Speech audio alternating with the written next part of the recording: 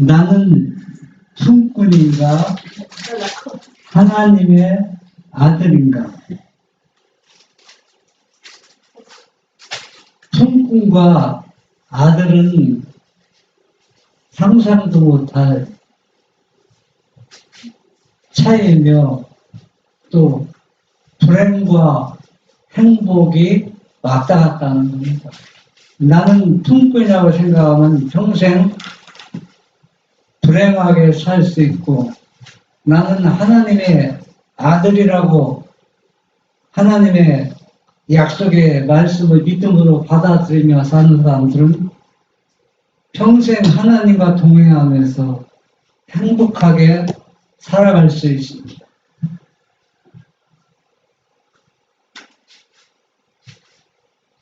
네, 마태복음 20장 14절에 보면은 천국은 마치 품꾼으로도 포도원에 들여보내려고 이른 아침에 나간 집주인과 같으니 저가 하루 한 대량원씩 품꾼들과 약속하여 포도원에 들여보내고 또 삼시에 나가보니 장터에 놀고 섰는 사람들이 또 있는지라.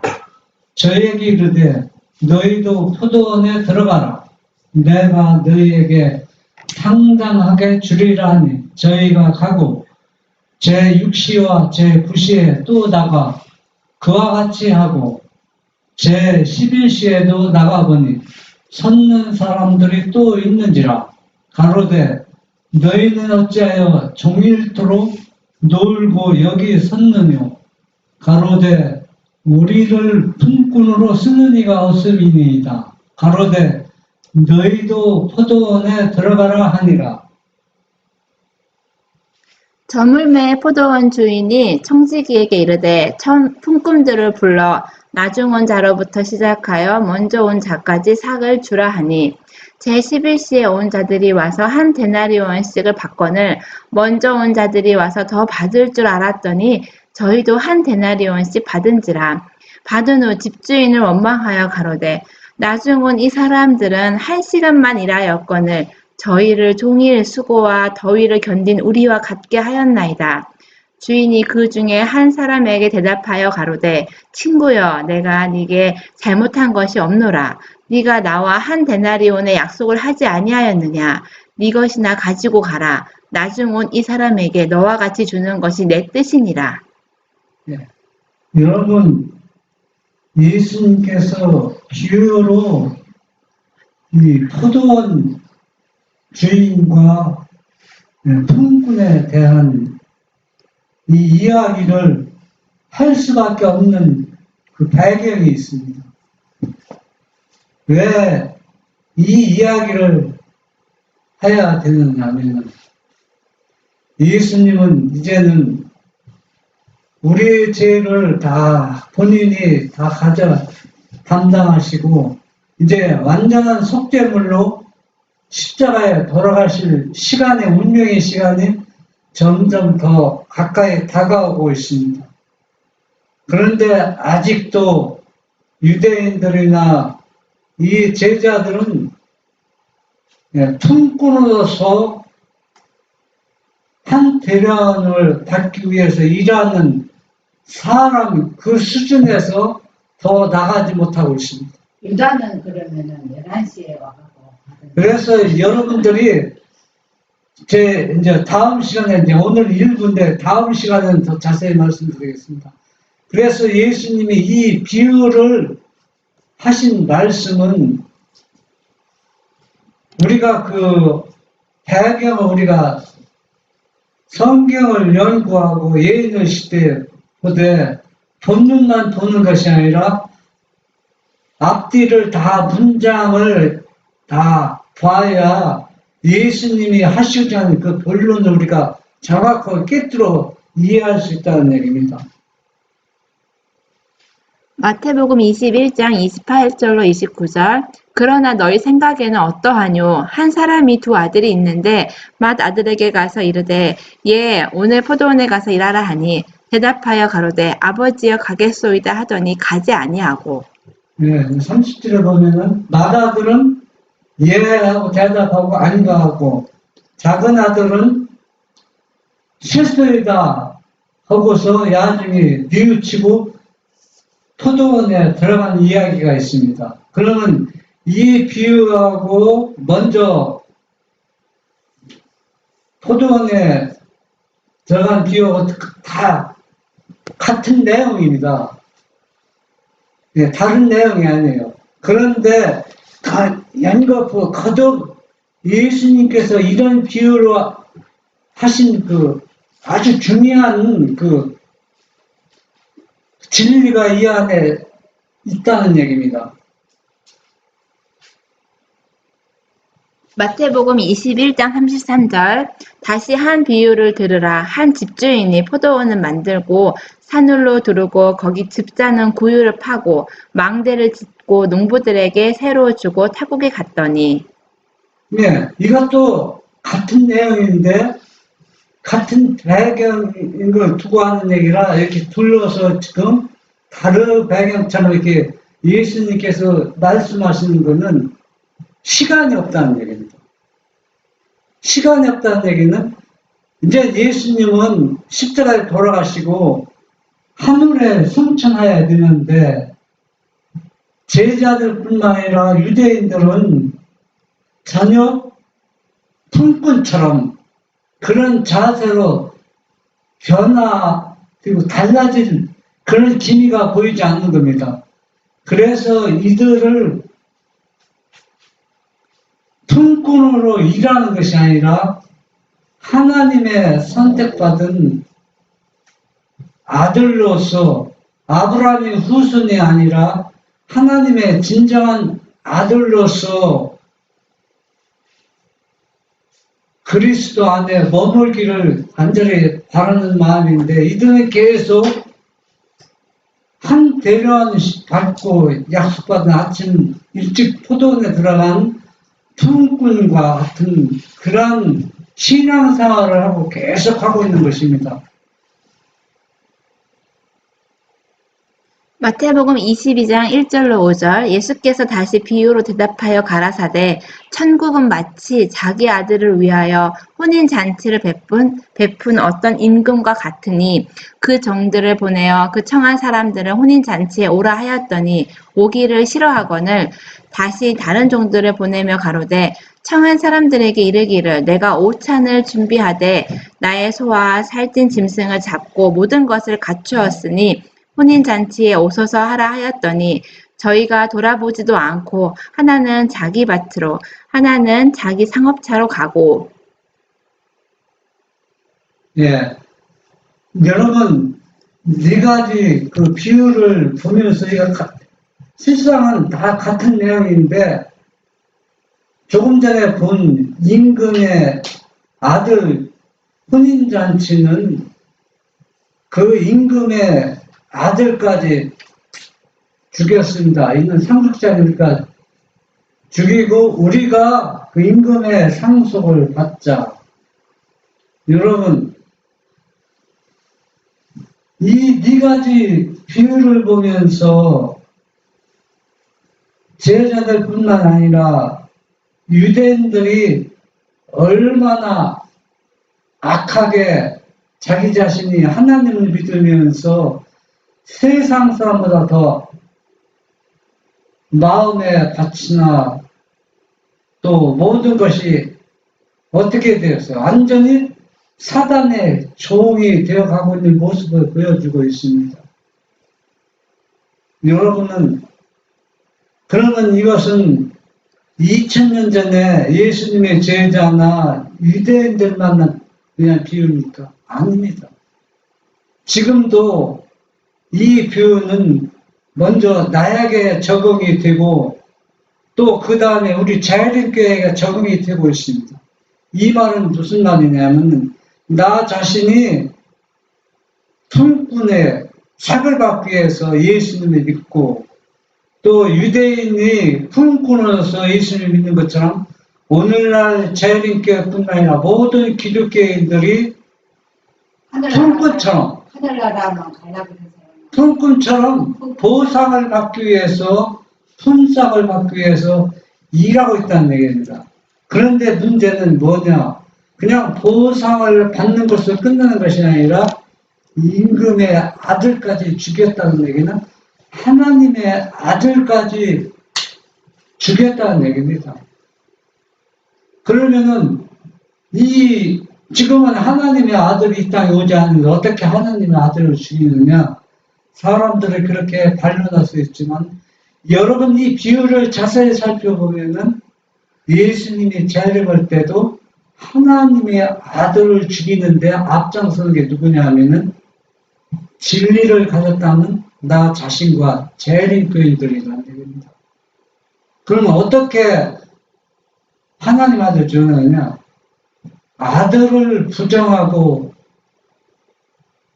있는 것은 결국은 아들을 배척하는 것은 유대인처럼 예수님을 다시 십자가에 못 박는 그런 일이 될 수밖에 없다는 얘기입니다. 예수님은 이 비유를 하신 배경에 나오고 있습니다. 신물교원 390쪽이죠. 하나님께서 값없이 주시는 은혜에 관한 진리를 유대인들은 거의 잊어버리고 있었다. 랍비들은 노력에 의하여 하나님의 은총을 얻는 것이라고 가르쳤다. 그들은 의인이 받을 보상을 저희 자신의 행위로서 얻어보려고 생각했다.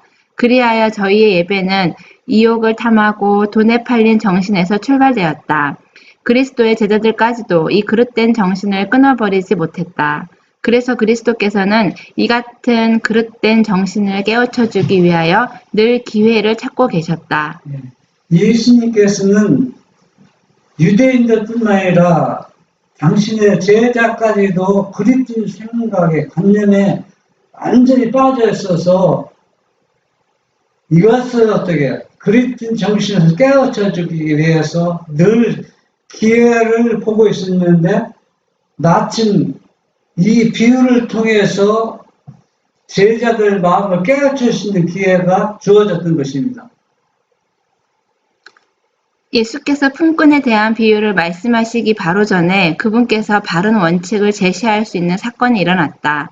예수께서 길을 걸어가고 계실 때에 한 젊은 관원이 달려와서 존경하는 태도로 꿇어 엎드려 인사하며 말하기를 선한 선생님이여 내가 무엇을 하여야 영생을 얻으리이까 라고 했다. 이 관원이 그리스도께 이러한 질문을 했을 때에는 그가 그분을 하나님의 아들이심을 알지 못하고 다만 한 지체 높은 랍비로만 알았다. 예, 이 젊은 청년 랍비는 안식일을 철저히 준수하는 그리스도인입니다. 그리고 또 본인 자신이 계명을 잘 지키고 있다고 말하는 사람입니다. 여러분 니고데모도 뭐라 했습니까? 계명을 잘 지키고 순종했다고 예수님한테 상담하러 왔을 때 말했습니다. 그런데 예수님이 거듭나라고 했을 때 니고데모가 조름 섞인 말로 어떻게 이 나이에 어머니 뱃 속에 들어가서 다시 날 수 있습니까? 귀한 거는 어디로 말했다가 점점 예수님과 대화가 깊어질 때 예수님 하시는 그 본론의 말씀을 이해하게 되어서 니고데모는 나중에 회개하고 예수님을 받아들인 것을 우리가 알 수 있습니다. 이 부자 관원도 선한 선생이었고 예수님 앞에 부복했습니다. 그런데 이는 예수님이 하나님의 아들임을 알지 못했다 했습니다. 여러분 이상하지 않습니까? 예수님이 계속 말씀을 전하고 또 침례 요한을 통해서 진리가 주어졌지만은 이 사람들은 이 진리가 이 아들이라는 개념이 별로 중요하다고 생각하지 않고 있어요. 예수님 당시나 오늘날 재림에 임박한 우리 시대에도 하나님과 예수님은 잘 믿으면 되지 아들이 무슨 상관이 있느냐. 예.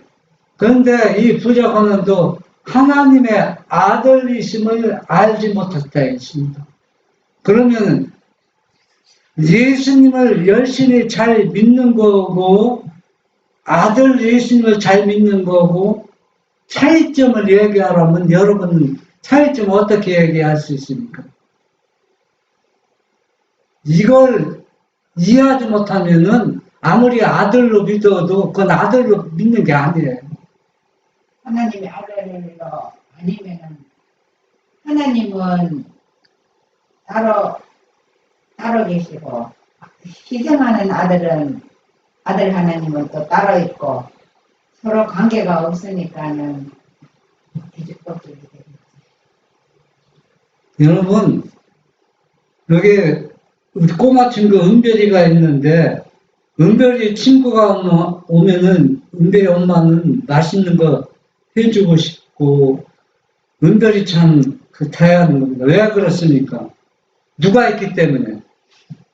은별이가 있기 때문에 그래요. 은별이가 연관이 있기 때문에 은별이하고 상관없는 사람이지만은 혈육이 아니지만은 혈육처럼 대접하고 대한다는 사랑을 준다는 얘기입니다. 그래서 예수님이 하나님의 아들이기 때문에 아버지로부터 우리가 사랑을 받고 아들 대접을 받게 된다는 얘기입니다. 그래서 예수님이 아들이 아니고 한 인간의 하나님이라고 하나님이 아들이 참 사람이 되었다면 완전히 차원이 달라요. 왜? 혈육 관계가 아니기 때문에 이거는 어떻게 저분을 신뢰할 수 있는 신뢰성을 우리에게 가져주는 게 없어요. 왜 없느냐? 우리가 뭐 하나님과 사람 것도 아니고 그분의 마음을 알지도 못하고 어떻게 그분이 입으로만 나를 사랑한다 하지만 그 신뢰성이 전혀 없습니다. 그러나 아들이 주어서 아들을 십자가에 죽게 만들고 이 아들을 내가 준 것처럼 내가 너희를 사랑한다는 것은 신뢰성을 우리에게 믿을 수 있게 증거가 된다는 얘기입니다. 그런데 이 부자 관원은 예수님이 하나님의 아들인 줄 전혀 몰랐다는 얘기입니다. 몰랐다는 얘기는 그가 안식을 철저히 지키고 하나님을 믿었지만은 올바로 하나님을 알지 못했다는 얘기예요. 하나님 아들로 만약에 깨달았다면은 이게 내 재산 다 팔아라 할 때 하나님 말씀이라 생각하고 했을지도 모르네. 여러분, 이 부자 박관은 이제 보면 알아요. 예수님께서 얼마나 큰 관심을 가지고 이 부자 박관을 대했는가. 구주께서는 네가 어찌하여 나를 선하다 일컫느냐 하나님 한 분 외에는 선한 이가 없느니라고 말씀하셨다. 네가 어떤 근거를 가지고 나를 선하다고 일컫느냐 하나님 한 분만이 선하신 분이니라. 만일 네가 나를 그런 분으로 인정한다면 너는 나를 하나님의 아들과 그분의 대표자로서 받아들여야 한다. 예수께서 덧붙여서 네가 생명에 들어가려면 계명들을 지키라고 말씀하셨다. 예, 여기 보면 아주 중요한 말씀이 있었어요. 네가 선한 선생이라고 한다면 나를 그렇게 부르고 있는데 그렇게 나를 선한 선생으로 인정한다면은 내가 누구의 아들로? 하나님의 아들과 또 하나님의 대표자로서 네가 받아들여야 된다. 그렇게 하는 것이 네가 뭘 지키는 것이다? 계명을 지키는 것이다. 이 부자박관이 나는 계명을 지켰다고 얘기했는데 결국은 뭐냐? 거짓말하고 거짓말한 것보다 자기 자신이 계명이 뭔지도 모르는 겁니다. 여러분, 우리가 이 말씀을 하나하나 깊이 들어가 보면은 하나님의 아들이 얼마나 중요하고 그 아들이기 때문에 진리가 될 수밖에 없어요. 왜 아들이기 때문에 진리가 될 수밖에 없느냐 하면은 옛날이나 지금이나 예수님을 하나님의 아들로 받아들이지 않고 하나님이 보내신 대표자로 받아들이지 아니하면은 아무리 철저하게 계명을 지키고 안식일을 지킨다 해도 그것은 계명을 지키는 것이 아니고 안식일을 준수하는 것이 아니라는 겁니다.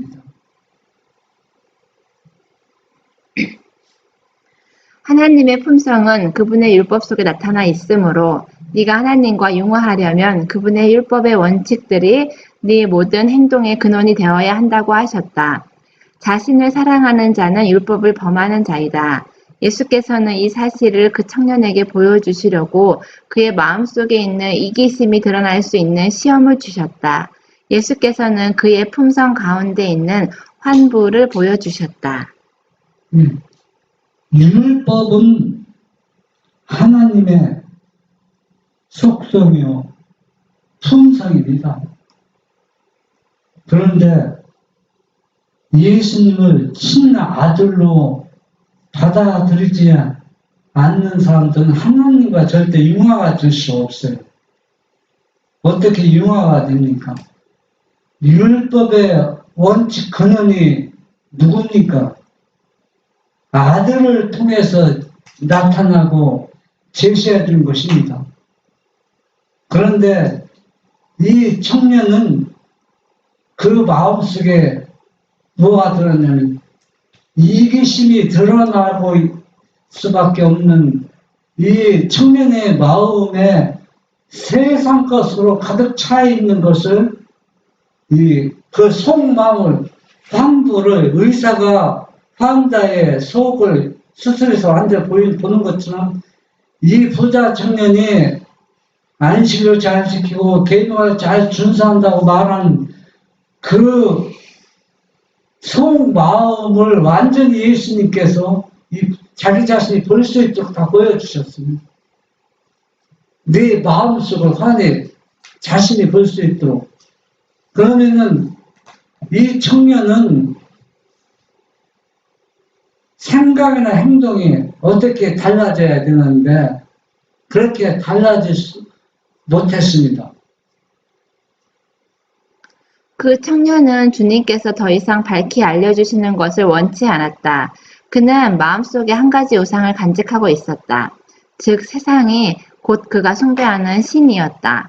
그는 모든 계명을 지켰다고 말했으나 실상은 그 모든 계명의 정신이 되고 생명이 되는 근본 원칙을 망각하고 있었다. 그는 하나님과 사람에 대한 진정한 사랑을 갖고 있지 않았다. 네. 이 부자복과는 빨리 예수님 곁을 떠날 수밖에 없어요. 왜 떠날 수밖에 없느냐? 예수님과 더 이야기하고 더 많은 시간을 소유하면 소유할수록 자기 마음속의 이기심과 어떤 것이 들어있는 것이 더 많이 드러날 수밖에 없어요. 그래서 이 청년은 계명을 잘 지킨다고 말하고 있었지만은 그러나 생명에 건너뛰는 원칙을 완전히 망각하고 있었습니다. 망각하고 있다는 얘기는 하나님의 아들로도 받아들이지 않는다는 것은 아버지께서 아들을 내어줄 정도로 그런 사랑을 보여주었는데 이 부자 청년은 하나님과 인간에 대한 사랑, 진정한 사랑을 하나도 갖고 있지 않다는 얘기입니다. 주님의 말씀에 감동을 받아 제일 먼저 그리스도의 제자가 된 사람은 베드로였다. 그와 그의 동생은 그리스도를 위하여 모든 것을 버린 일에 대해 만족하게 생각했다. 베드로는 보소서 우리가 모든 것을 버리고 주를 좇았나이다 라고 말했다. 그리하면 하늘에서 보화가 네게 있으리라는 관원에게 하신 조건적인 약속을 기억하면서 베드로는 자기와 자기의 동료들의 희생의 대가로 무엇을 받게 되느냐고 물어보았다. 예. 제일 먼저 예수님의 제자가 된 것은 누굽니까? 요한과 안드레입니다. 그런데 선지자는 제일 먼저 제자가 된 사람 누구라고 지적하고 있어요? 베드로라고. 왜 베드로라고 지적했을까요? 성경에 분명히 베드로가 누구한테 소식 듣고 자기 동생 안드레한테 우리가 메시아를 만났다는 얘기를 듣고 예수님을 찾아왔는데 이 선지자는 이 다른 사람, 이 세 사람보다 제일 먼저 베드로가 예수님이 제자가 되었다고 이렇게 얘기하고 있습니다. 저기 십자가 부인하고 제일 먼저 세계로 돌아요. 아닙니다. 이 베드로는 처음부터 예수님의 제자인 것을 얼마나 영광이고 그걸 다 알았어요. 아버지가 하잖아요. 네. 그런데 다른 사람들은 내가 이 모든 것을 버리고 예수님이 제자인 것이 참 그냥 하나의 뭡니까 축복을 받은 것으로 만족했다는 얘기입니다. 그런데 베드로는 그 수준을 훨씬 넘어섰습니다. 그래서 베드로가 고백했잖아. 당신은 살아계신 하나님의 아들이라고 그 고백한 것을 볼 수가 있습니다. 그 나타나엘도 뭐가 나오에서 봤다 그럴 때 와갖고 하나님 아들이라고 먼저 말했는데. 그러나 여러분 이 성경을 보면 재밌어요. 나다나엘과 베드로가 완전히 똑같이 나다나엘도 믿음이 있지만은 베드로는 듣자마자 예수님께 달려왔지만 나다나엘은 예수님을 만난 후에 자기의 마음을 붙였다는 얘기입니다. 그러니까 나사렛에 무슨 선한 것이냐. 베드로는 그러니까 보자마자 누구의 제자? 제일 먼저 예수님이 제자가 되었다고 선지자가 이렇게 말하고 있는 것입니다. 그주의 대답은 이 갈릴리 어부들의 마음을 놀라게 하였다. 다음의 말씀이 그들의 최고의 꿈을 실현시킨 명예를 묘사하고 있다. 내가 진실로 너희에게 이르노니 세상이 새롭게 되어 인자가 자기 영광의 보좌에 앉을 때에 나를 좇는 너희도 12 보좌에 앉아 이스라엘 12 지파를 심판하리라. 좋겠다. 예. 여러분, 그 부자 청년이 실망하고 베드로가 갔을 때 그의 마음이 세상을 사랑하고 재물을 사랑하는 마음이 그가 영생을 얻고자 하는 마음도 진실한 마음이지만은 예수님이 부자의 관원 청년을 얼마나 높게 평가하느냐면 예수님 마음을 사로잡았다 했어요. 예수님 마음을. 그러니까 한마디로 예수님이 이 부자에게 훅 빠졌다는 얘기예요. 한마디로 얘기해서 빠졌다는 얘기는 이 청년이 누구처럼 사도 바울처럼 큰 그릇이 될 것을 알았어요. 그래서 이 청년에게 깊은 관심을 가지고 이 청년이 예수님과 한 동력자가 되어서 큰 일을, 만약에 이 부자 국관이 예수님의 초청을 거절 않고 받아들였다면은 사도 바울 못지않게 큰 일을 할 일꾼이 되었을 겁니다. 그렇기 때문에 예수님께서는 이 청년보다 푹 빠졌다고 이렇게 표현한 겁니다. 얼마나 큰 손실을 입었습니까? 네?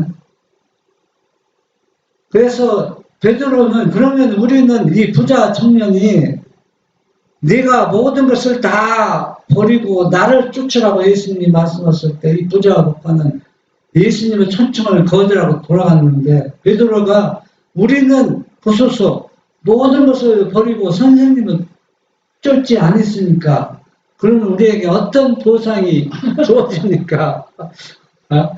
참 잘 나가도 누가 갖다 3,000% 빠져갈 때가 있어요. 점점. 이것은 베드로의 문제가 아니라 오늘날 우리의 모습이 되고 있습니다. 잘 나가다가도 때때로는 엉뚱한 데로 빠질 때가 있어요. 그래서 이런 모습들을 보면서 예수님께서는 놀라운 약속을 해주셨죠.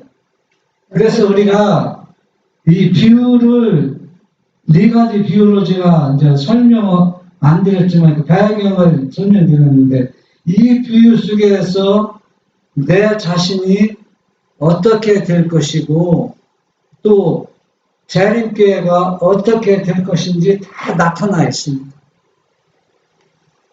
그러니까 부자 법관이 될 수도 있고 또 누구처럼 예수님의 제자들이 처음에 품꾼의 마음을 가졌지만 그들이 예수님의 비유로 하는 말씀을 야중에 늦게 깨닫고 이해해서 온전하게 다 예수님에서 버리고 다 바친 그러한 아름다운 일들이 일어나는 것을 볼 수가 있습니다. 그래서 우리도 베드로나 제자들처럼 그렇게 영광스럽게 예수님에서 끝까지 일할 수 있는 동력자가 될 수도 있고 그렇지 않으면 어떻게 되는 누구처럼 부자 관처럼 될 수 있다는 얘기입니다. 그래서 베드로에게 약속해 주셨죠. 너희는 어디에 인자가 보좌에 앉을 때 너희들도 나와 같이 보좌에 앉아서 이스라엘 12지파를 어떻게 하리라? 심판합니다. 그러면요, 예수님이 우리를 심판하시고, 그 베드로랑 그 제자들랑 이스라엘 12지파를 심판하는 거예요? 우리도 하죠. 예, 모세한테 그 천부장, 백부장 줘갖고 신분하는 거 나눠주는 것처럼. 이 말씀에 부가해서 나와 및 복음을 위하여 집이나 형제나 자매나 어미나 아비나 자식이나 전토를 벌인 자는 금세에 있어 집과 형제와 자매와 모친과 자식과 전토를 100배나 받되 핍박을 경하여 받고 내세의 영생을 받지 못할 자가 없느니라고 말씀하셨다. 그러나 우리가 무엇을 얻으리까? 라고 한 베드로의 질문은 합당치 않은 정신을 나타냈다. 만일 제자들이 이 정신을 고치지 않을 것 같으면 그들은 그리스도의 사자가 되기에 적합지 않게 될 것이다. 왜냐하면 이 정신은 품꾼의 정신이기 때문이다. 네. 여러분 여기에서 뭘 이해하고 깨달았습니까? 여기에서 여기 뭐라고 했어요? 이 말씀에 부가해서 나와 및 복음을 위하여 집이나 형제나 자매나 어미나 아비나 자식이나 전토를 벌인 자는 금세에 있어 집과 형제와 자매와 모친과 자식과 전토를 100배나 받되 이 말씀은 무슨 말씀입니까? 예수님 위해서 부자 가난 청년이 다 예수님 위해서 다 버리고 예수님을 따랐더라면 그 형제 가족들은 다 구원받는다. 보장의 약속입니다. 100배나 받는다 했잖아요. 이건 가족을 버려서 가족을 버린 게 아니라 가족을 구원시키는 축복이 되고 재물을 다 버린 것은 내가 잃어버린 것이 아니라 더 많은 축복을 받는다는 보장의 약속입니다. 그러면서 한 가지 겸해서 뭐라고 했어요? 이 내세 영생을 받지 못할 자가 없느니라. 그러면서 뭘 같이 받는다는 게 핍박을 받는다는 얘기입니다.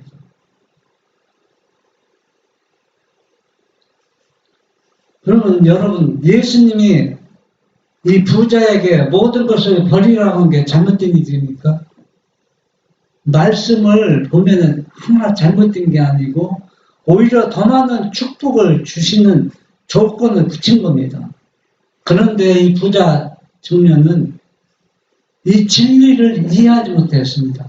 이해하지 못했다는 얘기는 하나님의 아들로 받아들이지도 않았고 또 이 예수님은 누구를 보내신 대표자 아버지께서 보낸 대표자라는 것들 받아들이지 않았다는 얘기입니다.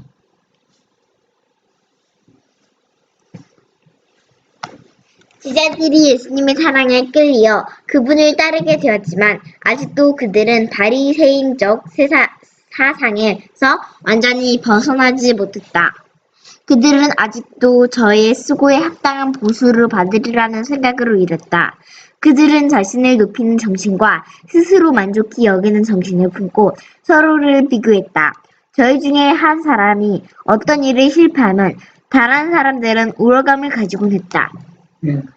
품꾼의 정신으로 예수님을 믿는 사람과 우리가 완전히 다르죠.